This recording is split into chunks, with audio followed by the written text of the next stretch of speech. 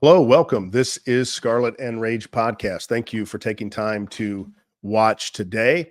And we would appreciate it if you have been watching, if you would hit that subscribe button and also hit the bell so that you will know each time an episode is uploaded.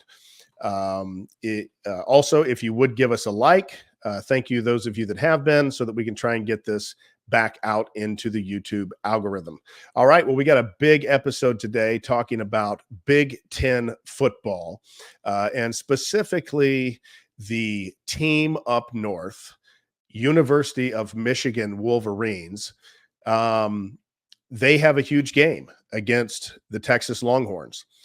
And Rage and myself want the Big Ten to perform at a high level on the big stages. And Michigan fans, this is absolutely a big stage. Now, the glow from last year's season, I don't know. I think it probably has started to fade a little bit. Maybe not for some, but you had an incredible run last year, but this is a new year, and this is a big matchup. This is a Big Ten SEC matchup, traditional Big Ten, new SEC. And we had one of those in our side last week with LSU and USC, traditional SEC versus a non-traditional Big Ten. We picked that one up. We got that win. And so, Michigan, we are hoping that you can continue to carry that Big Ten torch and win another game against one of the SEC monsters. Rage, what are your thoughts? I know you're dying to jump in on this. You're passionate about this game. Go ahead. Well, yeah, Michael, I mean, everything you said is absolutely correct, man. I'm absolutely passionate about this game. I mean, number one, I really don't like Texas. I've always really hated Texas. I can't stand them and everything. And to top it off, man, they're in the SEC now. It's just Right. so weird, man. But again, I used to root for Texas when they played the SEC. Now I'll never root for Texas because they're in the SEC. Yeah, no, exactly. Yeah, I've never really liked Texas. I mean, I like Vince Young because I'm a Titans fan. I love Vince Young, but I didn't like that Texas broke Ohio State's hearts in 2005 in Ohio Stadium, but that's another discussion. But again, people, we are doing this podcast just like last season when we did Michigan versus Alabama and Michigan versus Washington, because those were the biggest games at the time in the Big Ten. And the Big Ten, everyone, it just needs to be great again. Yes, Michigan won the title last season, but that is nothing compared to the number of titles the SEC has won in the 21st century. Or like this, I don't even know how many like college football playoff championships that conference won, since 2014, but it was a lot more than the Big Tens too. I can tell you that. Do you know how we can catch up, Rage? By winning?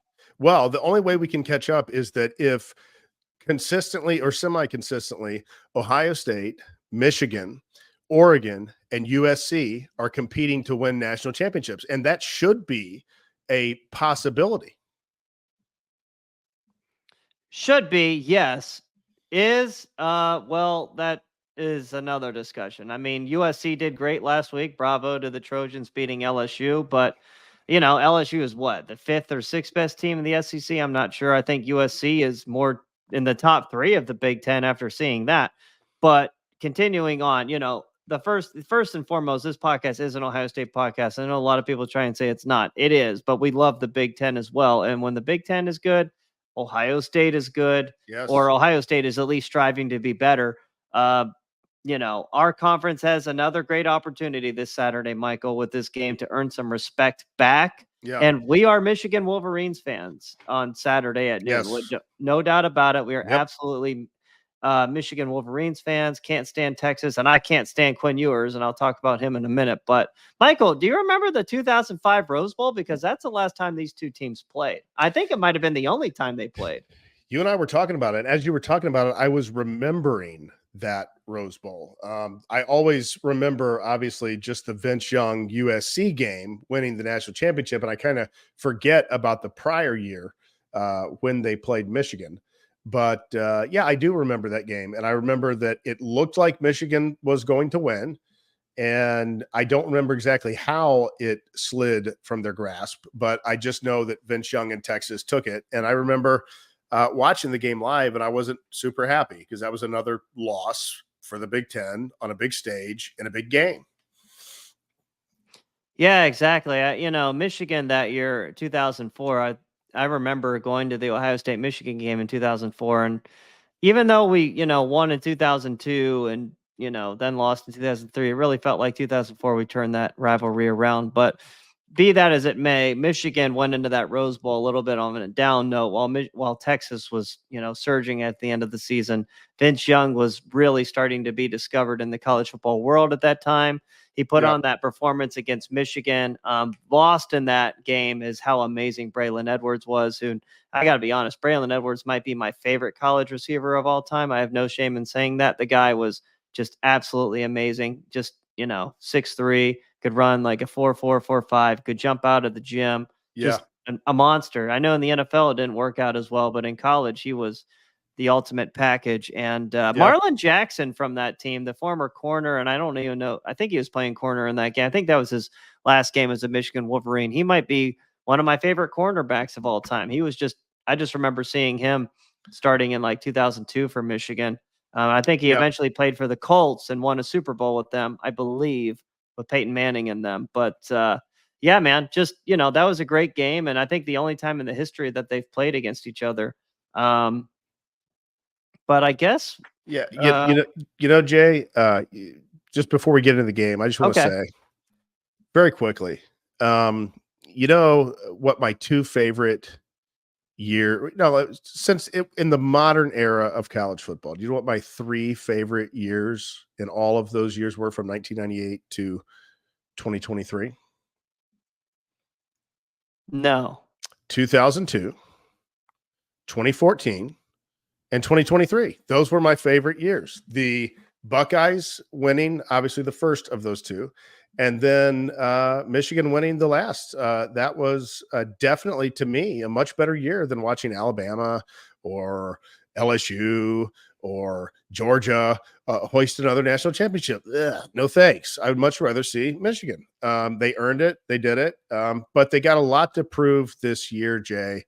I don't know. I'm rooting for them. I'm just throwing this out there. I'm rooting for them, but I'm not super optimistic. But I've got a little bit of trust because of what they did last year. So we'll see. Yeah, I have a little bit of trust too, but like we said in the previous podcast, Harbaugh's gone, and so is like their entire offense. Their defense, unfortunately, Rod Moore is out for the season. I mean, he would make a big, big difference in this game. That losing him sucks, and losing that safety to Alabama in the transfer portal, and you see him with the 2 interceptions in their game. That really sucks too. But let's get into breaking down Texas here. So I guess we'll start with their head coach. We know who Steve Sarkisian is, former Washington and USC head coach, Bama offensive coordinator, led the team last season to the college football semis against Washington, who, by the way, I was the one who picked Washington to win that game. I did. Everyone picked Texas, but it was me who picked Washington. Okay. Yeah. Yeah. Well. So, Sarkisian, very, very good coach, very knowledgeable when it comes I'll give you that. Right. I'll give you that. You did pick Washington. Yeah, but I picked Alabama in the semifinal against Michigan. So did I. Yeah, so I guess I was 1-1 there. I did nail the college football playoff Final Four, though. Did I take Texas? Was I 0-2, or did I take Washington as well? I don't remember. No. I don't remember. All right. Well, whatever. All right. So, Jay, if you're making a case and I'm the jury, and you're trying to convince me how the Michigan Wolverines, after what we saw last week, with clearly some struggles on the offensive line, clearly offensively challenged, quarterback is a major issue. I'm almost like to say like panic button issue, but I don't know. We'll give it another week. Maybe everything was just out of sorts, and it'll look much better this week, and the defense will lock down, and it'll be a tough competitive ball game. But from what I saw last week, it's hard for me to not think that Texas is going to win by 10 points or more. I can't disagree with you, man. But I mean, before we make our final predictions in this game, I will say after my deep dive analysis, like there is a path for Michigan to win this game. Like it's not going to be a slaughter like a lot of people are saying. Yeah, I think Texas might be favored by 8 now. I think it might be still 7.5. I don't know. But looking at, like, when I was breaking down Texas, looking at last year's roster compared to this season, they absolutely did lose a lot from last season. But, Quinn Ewers is coming back. One of the reasons why they're rated so high, as well as Steve Sarkisian being their coach. Very talented team, Michael. Sixth rated team in the talent composite, while Michigan is 14th. But if you look closer, looking at that, you would immediately think Texas has a better roster. But on closer look, the star average is about as even can get, with Really? Michigan at a 90.51 star average and Texas at 90.96. So there's really not much of a difference there. I think that Texas having more 5 stars carries them to a Mhm. little bit higher of an average, but I think Michigan at the bottom of the roster might be better. So just that's what I That's looked at just on a 20,000-foot view. that's some good research there, Jay. I would have never thought that. I would have thought like overwhelmingly that Texas would have been the more talented team, but the star rating is very equal. So that's good news. That gives me a little bit of optimism. What else you got for me? Well, let's start with Texas's offense. So on offense, I mean, it's Steve Sarkisian. This is not a secret. They run everything out of 10, 11, and 12 personnel. A lot of misdirection, but they do a good job of spreading defenses out to create running lanes for their running backs. So let's start with the position that everyone pays the most attention to, right? Quinn Ewers, our boy Quinn Ewers, former Ohio State quarterback, uh, Texas Longhorn now from Southlake Carroll High School. Michael, just real quick, man, what are your thoughts on Quinn Ewers as just a a person or anything, man? Give it to me, man. I can tell Uh, you're already smirking I, about it. well, as a Buckeye, I'm not a Quinn Ewers fan. Um, he came. I knew as soon as he reclassified, it was going to be a disaster. I was like, oh, maybe he'll stay for the $2 or $3 million a year. Nope, he's out of there. You've got C.J. Stroud, and so obviously C.J. Stroud ends up being amazing. But I feel kind of bad for CJ because his time there was a little bit diminished just by the fact that it was a little bit difficult to appreciate him because everybody was looking back going, oh, good God, we just lost Ewers. And Stroud didn't lead us to the promised land last year. I don't know if he's good enough. And so that was kind of, all those factors kind of shaped CJ Stroud's time at Ohio State. But Quinn Ewers was at the center of all of it. Yeah, man. I know some Ohio State fans. Actually, no, most Ohio State fans are cheering for Texas to win this game. We are not, but they're like, oh, Quinn Ewers, a former Ohio State quarterback, this, that, and the other.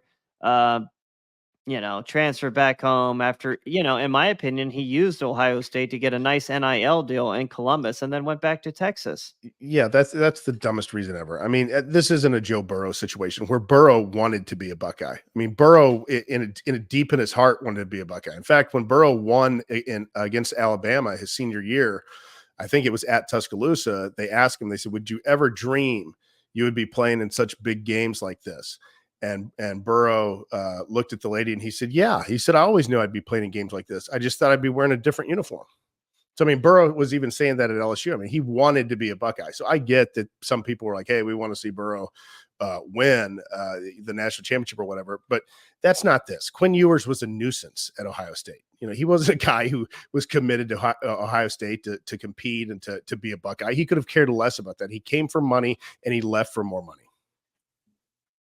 Yeah, he left for more. I don't know if he left for more money, but he definitely left because he wanted to be back in Texas and he used Ohio State. You know what really disgusts I me would in say all of Texas. this? I would say Texas at least matched it. You know what disgusts me more than all of this is, I guess, during, I was going to say Big 12 media days, but SEC media days. Mm-hmm. Quinn Ewers had the audacity. He was talking about the schedule this upcoming season. He referred to Michigan as the team up north. Yeah. Did you learn that in your 3 weeks in Columbus, Quinn? Like, I mean, dude, good grief. go fucking Fuck off, man. You stupid piece of shit. I honestly, guys, everyone, I hope I hope Kenneth Grant breaks this motherfucker in two. You do not have the privilege to refer to that team by that name. You were not a Buckeye long enough to earn calling Michigan that phrase. You stupid, worthless piece of shit. Fuck you, Quinn Ewers. Fuck you, man. I mean, he took like 2 or 3 snaps as a Buckeye and handed the ball off, and that was it. Yeah, he's just a bitch, man. And honestly, I don't really wish him really any success. I know a lot of people say like, "Oh, I wish you success." No, I really don't wish you any success, Quinn Ewers. You can go fuck off. Anywho, I'm going to run through a couple other position groups real quick, Michael, starting with their offensive line. Um, Mhm. from what I gathered here, they are very big and thick. Girthy is the word. Not overly long, though. I don't think they have a player on their offensive line that's over 6'5". Kelvin Banks Jr. is a former 5-star. He mans the tackle position. He's going to be, I think, a first-round pick in the NFL draft. He's their lead guy, and they're labeled as one of the best offensive lines in the country, if not the best offensive line. Yeah. I will say wide receiver is kind of a weakness for them. So Isaiah Bond, the Alabama transfer, is a top target here. He's not nearly as, this unit is not nearly as dynamic as last season, but Bond is explosive and not big. He actually played at Buford High School as well. I did see him play in high school. Michigan fans, obviously, you should know him from the Rose Bowl game when you guys played against him. Overall, the receiving core, when I look at like just their size and all of their measurables, they're not as big as last season because they had more size and explosiveness last season with Xavier Worthy and the receiver from Georgia who transferred to Texas. I forget his name. AD Mitchell. AD Yeah. Mitchell. Yeah. Yeah. I mean, yeah. I mean, I think they're still going to be a formidable group, especially coupling them with Quinn Ewers, who obviously we just told our feelings about Quinn, but I do think he's a talented guy. And I don't think he's really quite come into that yet. And if he does come into it this year, he could be dangerous. And so I definitely think it's going to be a formidable matchup. But I do think that Michigan, that's one of the areas that I'm positive on, is that their defense is going to be able to create enough havoc and play tough enough and aggressive enough, and give their offense a chance. Yeah, moving on to the running back position. There are two running backs that were going to be like the main starters in the offseason, actually, or, this season got hurt in the offseason. They're both I believe they are both out for the season. Don't quote me on it, but they are definitely out this game. So, Yeah. Advantage Michigan there. I mean, I will say they're both talented backs. They're quick, but they're small. They're not very big. Right. Christian Clark and Christian Clark and CJ Baxter are the two backs that are out, but Jaden Blue has become like their main back now, as well as Quintravian Wisner, and he's the backup. So Okay. undersized backs, quick and shifty, but not physical. So yeah, that could be. I mean, if Michigan is, and I don't know, I know this defense is supposed to be good, but we're comparing it to a defense that was probably the best defense in the history of playoff college football. And I know somebody could make an argument that the Georgia team was maybe as good or better, and maybe they were. But that Georgia team, if you had a receiver or two and a good quarterback, you could light that Georgia team up through the air.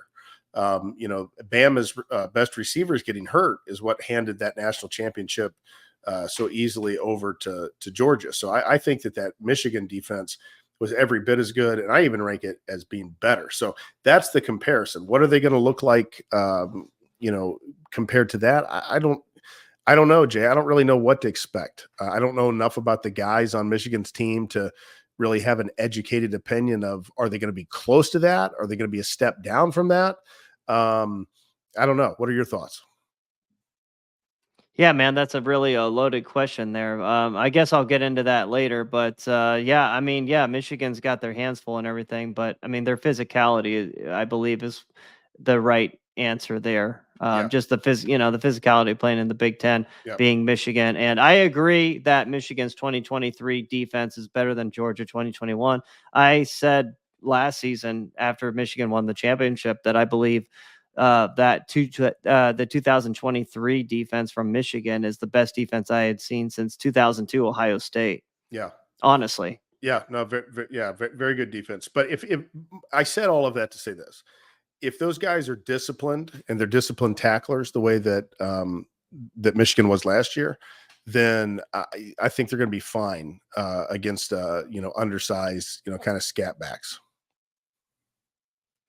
I believe they will too. The only problem is like how long are they going to be on the field for? Yeah, Because that's Michigan's true. offense is not moving the ball. But along the defensive line from Texas, and this is kind of goes into that point, is they are big. Now Yeah. Texas is big here. I looked it up.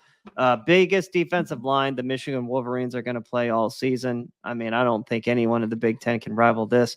They have two guys that stand out. Like, I mean, they're both defensive tackles, but the size they have is just unnatural, man. Some guy by the name of Bill Norton, former Georgia transfer, 6'6", 335. And then the guy next to him is goes by the name of Alfred Collins, 6'5", 320. Both are Jeez. pure one techniques playing at the same time. And it's like, well, shit. Michigan's whole game plan is mostly to run the ball, but you're supposed to run the ball against that. Colorado Right. State really didn't have much success running the ball at all on Texas. And, their offense isn't bad. So, Yeah, yikes. I mean, and the way Michigan's offensive line looked last week, it didn't look good. I mean, it really didn't. I mean, and again, I'm not an offensive line expert, but it's kind of hard to envision it looking like that last week and then it coming out and like handling Texas's defensive line this week. I mean, I guess it's possible, but it doesn't seem probable to me. Yeah, I unfortunately agree. And we'll talk more about scheme here in a little while. Just running through the rest of position groups. Linebacker, guy that stands out from Texas is a guy by the name of Anthony Hill, former 5-star, one of the leading tacklers against Colorado State. He's got size and length. He's 6'3". He's got all the measurables you would want as a linebacker. He will play in the NFL. Where he gets drafted, I don't know. Secondary, they actually have a former Clemson player, but I looked it up. He's actually from Austin, Texas. So he left home to go to Clemson and now played 3 years at Clemson, was arguably their best corner last season. Now transfers to back home to Texas. From what I've seen against Colorado State and just knowing what he did at Clemson, he's probably their best corner. So those are the position groups at Texas right there. What really stands out is I think Texas's defense is pretty good. I don't know how. I mean, like physically, stature wise, Michigan's not going to play a bigger defensive line. Now, are these guys real football players? Are they hard nosed? Are they tough? Watching one game against Colorado State, that is not enough for me to answer that question. I just don't know. Yeah, I mean, I think this is a talented Texas team because it's a talented team. Very good roster, talented team, and they've got, it seems like, some real talent anchored in that defensive line, and that's a place that, as a college football team, that if you're going to be talent heavy in an area, it's never hurts for that to be the defensive line. So now let's get into, because it's no mistake here. We want Michigan to win, people. Like we've said that again. So what does Michigan need to do to win this game? What do they need to do to win? Because we just broke down Texas. Yes, they are a talented team, but Michigan, you guys are a talented team too. This is not like apples to oranges. This is an apples to apples game. Yeah, Texas might be a little bit more balanced between their offense and defense, but Michigan's defense is still elite. I know Fresno was starting to move the ball at the end of the game, but the problem is Michigan's defense was out there the entire game, and that's just going to wear on you, man. I mean, Will Johnson didn't play a very good game, and somebody mentioned somewhere that Will Johnson's actually not more of a man coverage guy. He's more of a zone defender. And I'm like, really? I mean, he's supposed to be the best corner in the country. I have a hard time believing that. So, Yeah. yeah. Well, I guess we're going to find out. Okay, well, I can tell you this. First things first, when it comes to Michigan being able to win this game, Mhm. they have to play physical. They have to play a physical brand of football. They have to hit Texas, let them know that they are in a football game, against a Big Ten team, against the defending national champions. And that can't be said enough. Michigan, they are, they have the heart of a champion still. I mean, Sharon Moore was on that staff. Yeah, Harbaugh is gone, and so is a lot of that team. JJ McCarthy is gone, but they still do have the heart of the champion. And, they're going to be playing with their hair on fire because, Texas is coming into their home stadium and they're favored. And it's at Michigan, Michael. It's at Michigan. Well, and I mean, this is a good team to be kind of, a defending champion, because some teams can get a little bit fat and get a little bit happy. But I think there's so much doubt over this Michigan team. Maybe they'll use that as some motivation to try and overachieve what expectations are. Because a lot of people have this Michigan team going 8-4, 9-3. And so this game here will potentially go a long way in determining, are they that type of team, or are they a 10-2, 11-1 type of team? This is a big test in that journey. When it comes to mind, you're going to have to, I mean, let's be real, people. Texas is going to load the box. They're going to force Davis Warren to throw the ball. Yeah, I don't expect Alex Orji to throw much, people. I mean, he really can't throw, unfortunately. He's got, NFL size, or, NFL running back size, but he can't, doesn't mean he can play quarterback, man. Like, it's unfortunate. Maybe you can put him in and run some spread option, but Texas is going to send 8 if you do that, saying it's going to be tough sledding. But Davis Warren you're going to have him throw on first down, man. I know your receiver recruiting has been terrible. Like, Tyler Morris, Kendrick Bell, Samaj Morgan, I believe they are all 3 stars. Like, these are the guys that are leading you. And this was kind of goes back to that recruiting forum, or that recruiting page or video we did, not page. That Michigan needs to do better recruiting the skill positions, especially because it's in games like this where your lack of recruiting is going to show. Yeah, Colston Loveland, I've said it, is best tight end in the country, but he can't be your only guy. He can't be the only person you throw to, because let's be real, Texas is going to probably shell him in coverage, and the rest of everyone else is just going to have to make plays, and it's not going to be easy because Texas is a fast defense. They are not big or long on the back 7, but they are big and strong in the front 4. And, Texas could feasibly, stop your run with a new offensive line, with only 4 or 5 guys with how big they are. Yeah. Jay, what are your thoughts on, if you're convincing me that Texas, or that Michigan could actually beat Texas, like, what are your thoughts? Are we moving to the offensive line and the quarterback? Because those are the big questions. I mean, I know we're talking about the offensive line some, but what quarterback play? All right, I will start this. All right, I'm going to break it.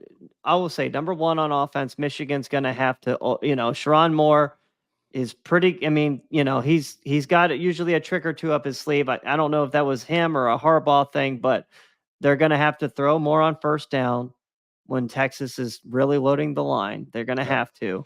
Khalil Maulings and, Donovan Edwards from like the big games is going to have to show up, but he needs air, space to run. Khalil Maulings has got to find room because he's, between the two, he's looking like he's a better running back now for this team.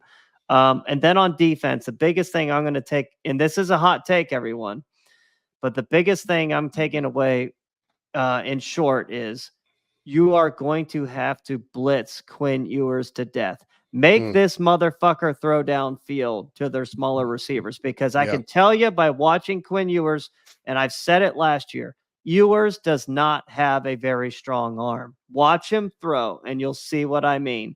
He has a funny throwing motion. He actually has a low delivery. They do, Sarkisian's offense, they do a lot of east-west versus north-south. They get the ball quick out to the receivers. I don't remember a throw past 25 yards that Quinn Ewers completed against Colorado State. And, it seems that Texas's scoring drives were started by getting their run game going. Like, I understand they had a lopsided, yardage with pass versus run, but their running game is what got them going a lot of times on those drives. Stop their run, get them behind the sticks, get them in 2nd and 9, 2nd and 8, and then 3rd and 7. Stop that, bring 5 most plays, just like you did against Jalen Milroe in the Rose Bowl. You're going to have success. You're at home. You have a chance. You're not going to get worn out this game because, this is your pride on the line, passion. Big Ten versus SEC, revenge from 2005 and Vince Young, man. I mean, that's what comes to mind right away, Michael. Yeah. It would be awesome. I mean, that's what I'm rooting for. Quarterback and offensive line are the two things that give me a lot of concern. I don't know. You're right. They do have to try and throw the ball. I mean, can Alex Orji throw the ball at all? Did you see the one pass attempt he had against Fresno State? Yeah. Yeah. And, Or I'm sorry, 2 pass attempts because, I don't know if the first one really counts. It was 2 yards. Yeah. Well, I just thought maybe it was a bad throw or something. And I hope that, maybe I was missing something, but it doesn't appear that he can pass at all. No, I don't think so. And Michigan fans, reading your message boards on 247 Sports, a Victor's Forum or whatever it is, just, I said it the other day, your reaction to watching Alex Orji throw the forward pass when he was rolling to the right to the guy was just, oh, God, no wonder he doesn't fucking play. Yeah. Because it's just, it's going to be tough sledding if Michigan can't complete the forward pass because Texas is, you can't keep going 3 and out in this game like Michigan. You have to be able to find first downs, keep the clock going because, yes, your defense is great, but they will get worn out. They got worn out against Fresno State at the end. Yeah. Well, you can't have them out on the field all the time, running east and west and, sideline to sideline. They're going to get worn out late. So, I mean, you've got to try and, get some drives going and keep them off the field. Or it's going to be I'll almost say maybe impossible to win this game. It doesn't look good, but again, I looked at this game close, and it's closer than a lot of people think. So Well, I guess, Jay, then I was going to say, then I mean, give me your final score. You give me yours first, man. I think last year you would always go first, and then I went second because all right, now it takes me a minute. Michigan fans, if you want to look, I hope I'm wrong. Okay. So that's my caveat to this. And if I'm wrong, you can roast me in the comments next video. But I am going to go Texas 28, Michigan 16.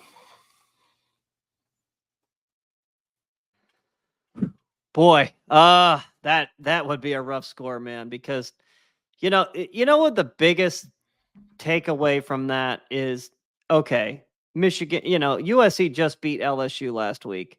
Mm-hmm. And now we have Texas versus Michigan at Michigan. And like, okay, if Michigan loses a game, you're 1-1, but we're forgetting about what's next weekend. And what's next weekend is Wisconsin and Alabama. And we're essentially staring at 1 and 2 versus the SEC right in the face. Yeah, because Wisconsin's not beating Alabama, period. It is at Wisconsin, but I would agree with you, probably not. And that's upsetting, man. It's like the margin for error for these Big Ten teams against these SEC teams is already small enough, and not having explosive offenses really, really, makes it tough for the Big Ten because the SEC, they just play, Texas, it's so fucking weird to consider them. I don't really consider them a true SEC team yet. Their defense, they don't play defense like an SEC team, but they are as athletic as an SEC team, even though their defense is usually not as good. But if I am doing a breakdown here and I'm going to make a pick, I am going to go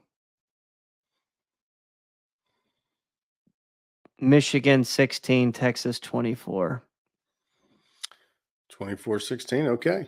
Yeah. So, all right. Yeah. So you're shaving it a little closer than me, but you've got a pretty handily one game by the Texas Longhorns.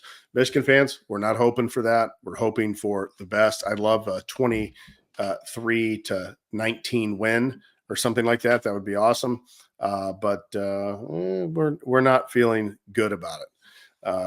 I think that pretty much wraps it up, Jay. We got the predictions in. You did a good breakdown Yeah. there. Yeah. You got anything It's else to add? upsetting. I mean, it's upsetting. I want the Big Ten to do well, but I mean, Michigan kind of, if you lose this game, you lost it in the offseason. You just didn't do enough to get the skill positions. You didn't get the quarterbacks behind JJ McCarthy. It's just, you can't throw these guys out there and expect them to beat a team like Texas or Georgia or Alabama. That's just not, it's not sustainable. It's not No. sustainable. And honestly, as bad as Ohio State's been in big games under defense under Ryan Day, like that's not the kind of personnel you would use to beat them either. But I mean, your defense is still up to par. There is a path to win if you force some turnovers. You're at home. It's going to be a cooler day. It's not going to be hot outside, but it's not going to be so cool that it's going to affect Texas. Right.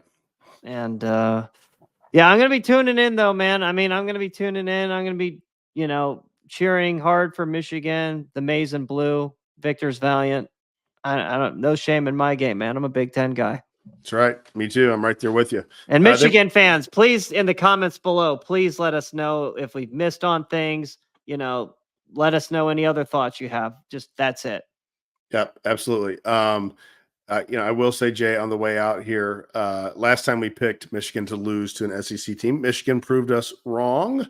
We both picked Alabama over them, so maybe history will repeat itself. I hope so, but I think that's all we got for today. Yeah, it is. Yeah, we said this episode was coming. This is the biggest non-conference game of the season for the Big Ten, so we had to do an episode on it, and we'll be talking more Michigan in the future as well. Don't worry. All right, sounds good. We're out.